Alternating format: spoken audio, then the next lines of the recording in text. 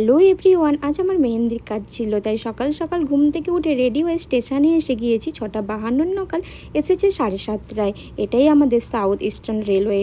Train খুব বেশি ভিড় ছিল না, ফাঁকাই ছিল, যেহেতু বর্ষাকাল আর বৃষ্টিও হচ্ছিল আজকে।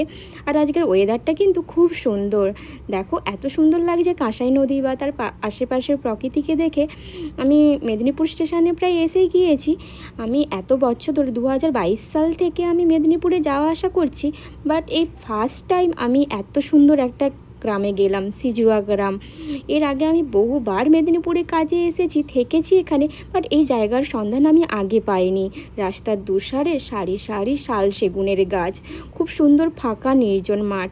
মেদিনীপুরের শহরের ভেতরে যে এত সুন্দর শান্ত স্নিগ্ধ উজ্জ্বল একটা গ্রাম আছে, সেটা জানা ছিল না। দেখো দেখতে দেখতে প্রায় আমি পৌঁছেও গিয়েছি দিদির বাড়ি। কাকু আমার জন্য রাস্তাতে ওয়েট করছিল, আর দিদিও ওয়েট করছিল। দিদির ছিল 7th মান্থ বেবি শাওয়ার, তাই দিদি আমাকে বুকিং করেছিল। আমি কাজের ভিডিও নিতে পারিনি, তাই মিডিলে খেয়েও নিয়েছিলাম, আর লাস্টের দিদির রিভিউ শেয়ার করলাম তোমাদের সাথে। ভালো লেগেছে, আমার যেরকম রিকোয়ারমেন্ট ছিল সেরকমই পেয়েছে, এক্স্যাক্ট। খুব সুন্দর অন্য কাউকে সাজেস্ট করবে? এক্স্যাক্টলি, থ্যাংক ইউ, ভীষণ ভালো লেগেছে। দেখো বেরোনোর সময় কাকু আমাকে বলছে, মা ভাত খেয়ে যেতে পারতে তো। দিদি, কাকু কাকুমা সবাই খুব ভালো।